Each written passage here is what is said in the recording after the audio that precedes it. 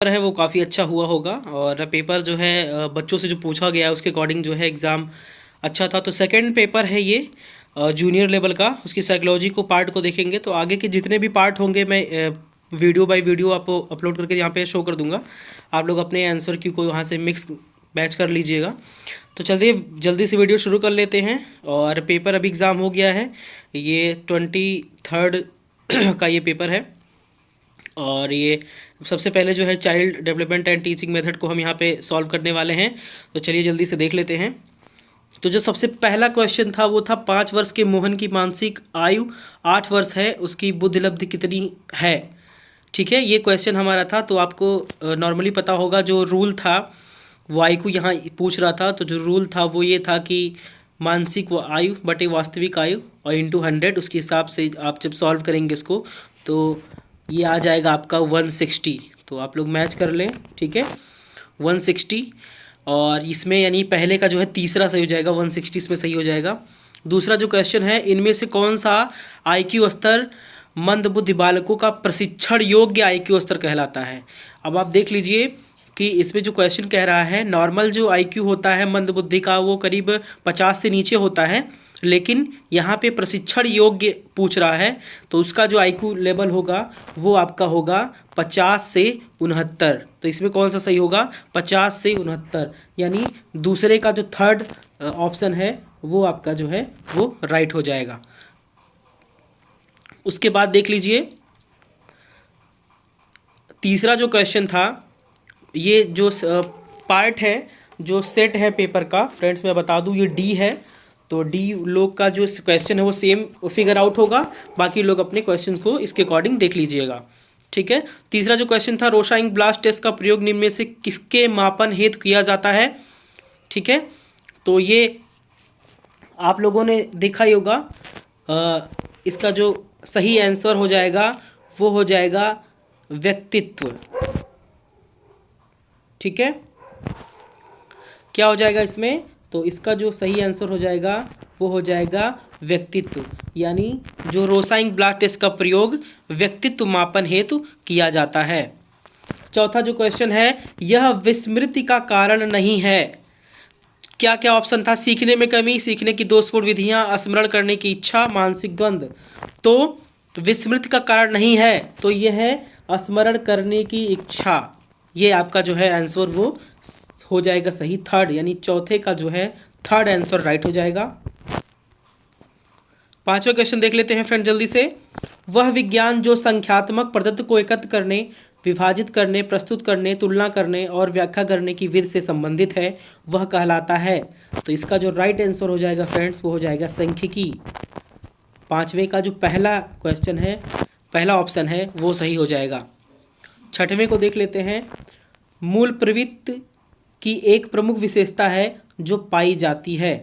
तो फ्रेंड्स इसमें मूल प्रवृत्ति की एक प्रमुख विशेषता जो पाई जाती है वो सभी प्राणियों में तथा जन्मजात व प्राकृतिक होती है। ये आपका चौथा जो है ऑप्शन ये सही हो जाएगा। सातवां देख लेते हैं। भारतीय संविधान में 6 से 14 वर्ष के बच्चों के लिए निःशुल्क व अनिवार्य शिक्षा का अधिकार निम्न में शामिल है। तो किस अनुच्छेद में पूछ रहा शामिल है, अनुच्छेद 26 में, 21(1)(a) में, 15 में या 45 में। तो इसमें जो राइट ऑप्शन आपका हो जाएगा वो अनुच्छेद 21(a) में, ये आपका दूसरा ऑप्शन जो है उसमें आपका सही हो जाएगा।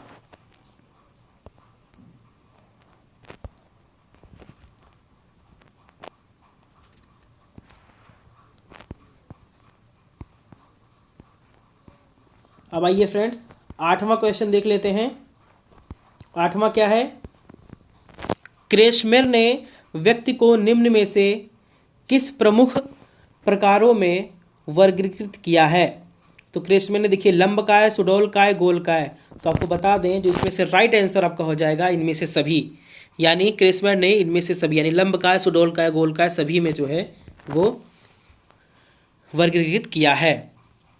देखिए बहुत ही इंपॉर्टेंट क्वेश्चन, बहुत ही अच्छा क्वेश्चन आया है। टीईटी का उद्देश्य निम्न में से किसका मापन है। बहुत बच्चे इसको गलत करके आए हैं, मुझे तो विश्वास नहीं हो रहा था कि बच्चे इस क्वेश्चन को कैसे गलत कर सकते हैं। बौद्धिक क्षमता, मूल्य, अभिक्षमता, अभिवृत्ति। आपको पता है कि जो हमारा टीटी होता है, टीचर एलिजिबिलिटी टेस्ट, तो ये अभिक्षमता का मापन इसमें किया जाता है, ना कि बौद्धिक क्षमता का। बहुत से हमारे बच्चे इसमें बौद्धिक क्षमता को जो है वो सही करके आए हैं, लेकिन बच्चों इसमें अभिक्षमता होता है। आज अभिक्षमता का जो है वो उद्देश्य इसका होता है मापन करने का, ना कि बौद्धिक क्षमता का। तो 9वें का आपका जो राइट आंसर हो जाएगा वो अभिक्षमता हो जाएगा।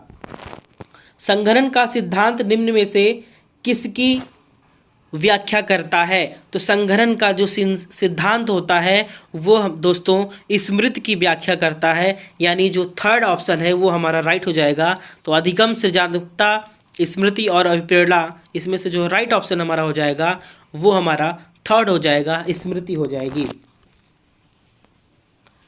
निम्न में से शारीरिक विकास को प्रभावित करने वाला कारक क्या है?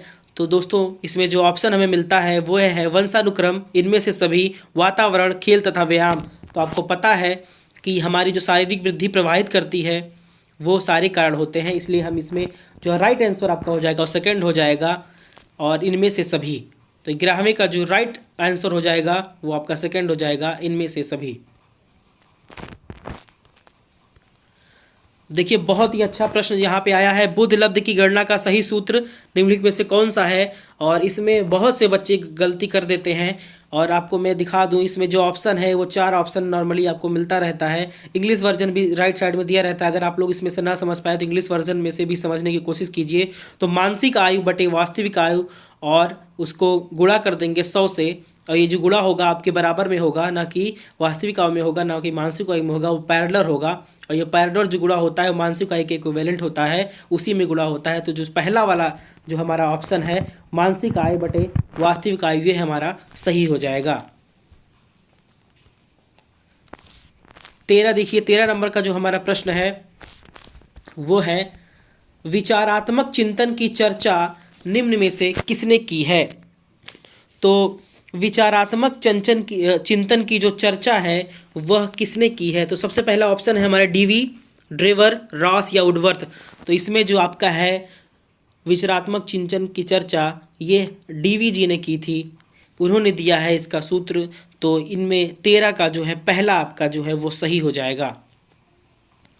14वां जो क्वेश्चन है हमारे पास वो है आगमनात्मक तर्क के स्तरों में कौन शामिल नहीं है? तो आगमनात्मक तर्क के स्तरों में कौन शामिल नहीं है? इसमें जो ऑप्शन आपको मिलता है अवलोकन, कल्पना, प्रयोग, सामान्यीकरण। तो इसमें दोस्तों कल्पना जो है वो शामिल नहीं है। तो 14 का जो है वो सेकंड ऑप्शन आपका राइट हो जाएगा, कल्पना। सीखी गई बात को धारण और पुनः स्मरण करने में असफल होना क्या कहलाता है? विस्मरण है, चिंतन है, स्मरण है या धारणा है? तो आपको पता है अगर कोई बात हम सीख रहे हैं, अगर हमें कोई बात पता है, पहले से हम जानते हैं, अगर हम उसको याद नहीं कर पा रहे हैं तो वो हमारी विस्मरण होती है, यानी हमारी भूल होती है, याद करने में भूल होती है, जिसको हम विस्मरण कहते हैं। तो इसमें हमारा 15वां का जो पहला ऑप्शन है विस्मरण वो सही हो जाएगा। अब चलिए 16 नंबर में देखते हैं। 16 नंबर का जो क्वेश्चन है वो क्या कहता है, निम्न में से कौन शेष से भिन्न है? तो टीएटी, ड्राईमैन परीक्षण, 16 पीएफ, रेवन का परीक्षण। तो इसमें जो दोस्तों हमारा राइट ऑप्शन हो जाएगा वो थर्ड हो जाएगा, 16 पीएफ।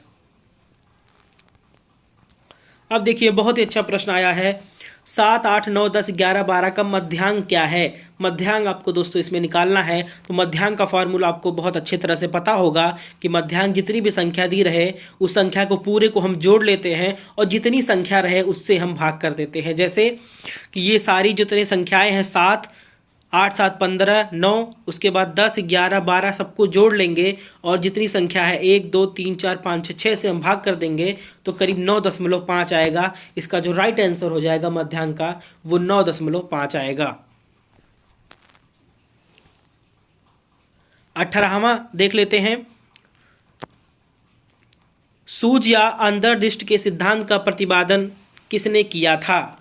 तो आपको पता होगा दोस्तों, सूझ या अंतर्दृष्टि का प्रतिपादन जो है वो कोहलर जी ने किया था। लेकिन अगर इसमें देखें तो कोहलर जी का ऑप्शन नहीं है, इसमें थार्नडाइक है, स्किनर है, गेस्टाल्टवादी मनोवैज्ञानिक है और हेगार्टी है। तो आपको बता दें कि जो कोहलर है वो गेस्टाल्टवादी मनोवैज्ञानिक है। तो इसमें जो है वो तीसरा ऑप्शन जो है वो आपका, तीसरा ऑप्शन आपका सही हो जाएगा।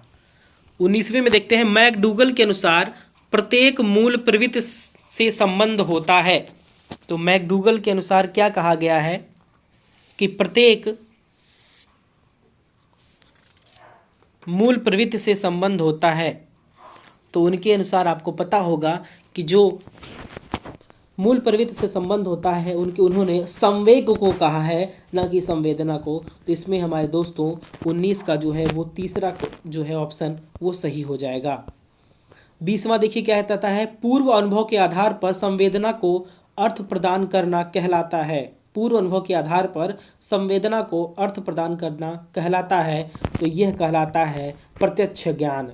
यानी हम किसी जाने हुए चीज़ को या किसी अनुभव किए हुए चीज़ को अगर हम अर्थ प्रदान करें या उस बात को किसी के सामने बताएं तो वो सीधे सजीवता की ओर चरितार्थ करता है। और जहाँ सजीवता होती है दोस्तों वहाँ प्रत्यक्ष ज्ञान होता है।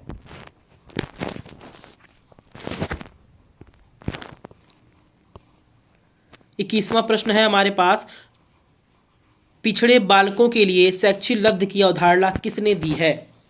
तो पिछड़े बालकों के लिए, ये मंद बुद्धि बालकों के लिए, जो मंद बुद्धि से ऊपर होते हैं उनके लिए है। तो पिछड़े बालकों के लिए शैक्षिक लब्ध की अवधारणा किसने दी है। तो हमारे पास जो ऑप्शन है वह है गॉर्डन, सिरिल बर्ट, शोनेल और बर्टन हॉल। तो इसमें जो राइट ऑप्शन हो जाएगा वो हो जाएगा सिरिल बर्ट। सिरिल बर्ट जी ने पिछड़े बालकों के लिए शैक्षिक लब्ध की अवधारणा को प्रतिपादित किया था। तो 21वें का जो राइट ऑप्शन हो जाएगा वो हो जाएगा दूसरा सिरिल बर्ट। 22वें में देख लेते हैं दोस्तों, तो निम्न में से कौन सा एक उत्तम परीक्षण की विशेषताओं से भिन्न है। यानी किस परीक्षण से हम उत्तम नहीं कर सकते उसकी बात हो रही है। आइए उसको भी देख लेते हैं। तो इसमें है विश्वसनीयता, अभिक्षमता, वैधता और वस्तुनिष्ठता। यानी ये अभिक्षमता एक कैपेसिटी को बताता है, न कि किसी परीक्षण का उद्देश्य साबित करता है। तो यानी ये अभिक्षमता हमारा जो है वो राइट आंसर यहाँ पे 22वां का दूसरा हो जाएगा।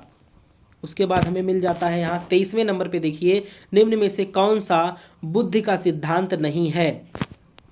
तो आप लोगों ने एक तत्व का सिद्धांत, बहुतत्व का सिद्धांत, द्वितत्व का सिद्धांत पढ़ा होगा, लेकिन ये सारे कौन से हैं, ये बुद्ध के सिद्धांत में आते हैं। लेकिन प्रत्यागमन का जो सिद्धांत है वो बुद्ध के सिद्धांत में नहीं आता है।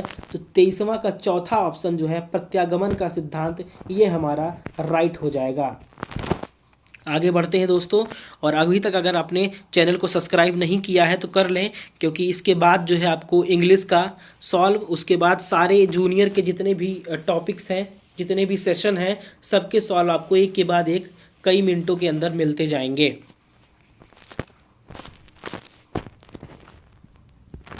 निम्नलिखित में से कौन अंतःस्रावी ग्रंथ नहीं है। तो आप लोग देखिए, ध्यान से देखिएगा, अंतःस्रावी ग्रंथ नहीं है पूछा है। 24 का पहला दिया है एड्रिनल ग्रंथि, थायराइड ग्रंथि, पीयूष ग्रंथि, लार ग्रंथि। तो जैसा कि दोस्तों आपको पता है, एड्रिनल ग्रंथि जो होता है वह अंतःस्रावी ग्रंथि होता है, थायराइड भी अंतःस्रावी ग्रंथ होता है, पीयूष ग्रंथ भी हमारा अंतःस्रावी ग्रंथ होता है, लेकिन लार ग्रंथ जो होता है वह अंतःस्रावी ग्रंथ नहीं होता है। तो इस 24वां का चौथा जो है वो बिल्कुल राइट आंसर आपका हो जाएगा। 25वां क्वेश्चन देखिए, पियाजे के अनुसार संज्ञानात्मक विकास की द्वितीय अवस्था है। ऑप्शन हमारे पास क्या आते हैं, संवेदात्मक गामक अवस्था, मूर्त संक्रियावस्था, औपचारिक संक्रियावस्था या पूर्व संक्रियात्मक अवस्था। तो इसमें पियाजे ने, आपने पता होगा कि संज्ञात्मक विकास के लिए 4 स्टेज का इन्होंने प्रतिपादन किया था, जिसमें पूर्व संक्रियात्मक अवस्था था, संक्रियात्मक अवस्था था, मूर्त संक्रिया अवस्था था, औपचारिक संक्रिया अवस्था था। ठीक है, ये सारी दी थी। लेकिन उन्होंने इसमें जो क्वेश्चन पूछा गया है पियाजे का वह द्वितीय अवस्था पूछा गया है। जो द्वितीय अवस्था हमारा है वो है पूर्व संक्रियात्मक अवस्था। तो 25वां का व्यक्तिनिष्ठ विधि है। बहुत ही अच्छा प्रश्न है, बहुत ही अच्छा क्वेश्चन है, इसको तो आपको बिल्कुल सही करना चाहिए। तो निम्न में कौन सा शिक्षा मनोविज्ञान की सर्वाधिक व्यक्तिनिष्ठ, तो आप लोग देखिए पूछ रहा है व्यक्तिनिष्ठ विधि है। तो व्यक्तिनिष्ठ ऑप्शन आपको मिलता है अंतर्दर्शन, प्रयोगीकरण, वही दर्शन, निरीक्षण। तो इसका जो राइट ऑप्शन हो जाएगा वो हो जाएगा अंतर्दर्शन। अंतर्दर्शन जो होता है वो आपकी मनोवैज्ञानिक व्यक्तिगत निष्ठ की सबसे उत्तम विधि मानी जाती है। 27वां देख लेते हैं दोस्तों। तो 27वें में एल्बर्ट बंडूरा निम्न में से किससे संबंधित हैं? तो एल्बर्ट बंडूरा निम्न में से किससे संबंधित है? ये प्रश्न हमारे सामने है। सामाजिक अधिगम के सिद्धांत से, मनोलैंगिक विकास से, व्यवहारवादी सिद्धांत से, संज्ञानात्मक विकास के सिद्धांत से किससे संबंधित हैं? तो एल्बर्ट बंडूरा जी सामाजिक अधिगम के सिद्धांत से संबंधित हैं। तो 27वें का जो है पहला ऑप्शन जो है वो हमारा सही हो जाएगा। 2 प्रश्न और हैं दोस्तों, जल्दी से देख लेते हैं और कोशिश करेंगे इसके बाद नेक्स्ट वीडियो में हम इंग्लिश, उसके बाद और भी जितने टॉपिक उसको कवर करेंगे, क्योंकि वीडियो बहुत ज़्यादा लंबा हो जाएगा और ऐसे भी 16 मिनट के करीब हम लोग पहुंच गए हैं। तो नेक्स्ट वीडियो के लिए आप लोग वेट करिएगा, चैनल को लाइक करिएगा, सब्सक्राइब करिएगा और हम इसी तरह साथ से चलते चलते अपने 28वें क्वेश्चन को भी यहाँ पे देख लेते हैं। तो अधिगम में पठार निम्न में से किस कारण बनता है? तो आपको पता होगा पठार का मतलब होता है कि जब हम कोई चीज़ पढ़ते हैं और एक हमारा जो अधिगम स्तर है, लर्निंग एबिलिटी है, वो एक जगह स्टॉप हो जाती है, ना वो घटती है ना बढ़ती है, उसी अवस्था को हम पठार कहते हैं। और वो पठार किससे बनती है? तो इसमें दिया है ऑप्शन परिपक्वता द्वारा, रुचि द्वारा, बेड़ा द्वारा। तो तीनों चीज़ों से हमारा पठार कभी भी नहीं बनेगा, लेकिन थकान के द्वारा पठार बनेगा। तो इसलिए जो हमारा 28वें का चौथा ऑप्शन है वो सही हो जाएगा। 29वां क्वेश्चन देख लेते हैं दोस्तों। तो दर्पण चित्त परीक्षण किसे मापने हेतु प्रयुक्त होता है? तो दर्पण चित्त परीक्षण आपको पता होगा कि अधिगम की गति को मापने में प्रयुक्त होता है। तो 29वें का जो है लास्ट क्वेश्चन जो है बहुत ही बढ़िया क्वेश्चन, क्लाउड पिक्चर परीक्षण में निम्न में से किसके मापन में प्रयुक्त होता है?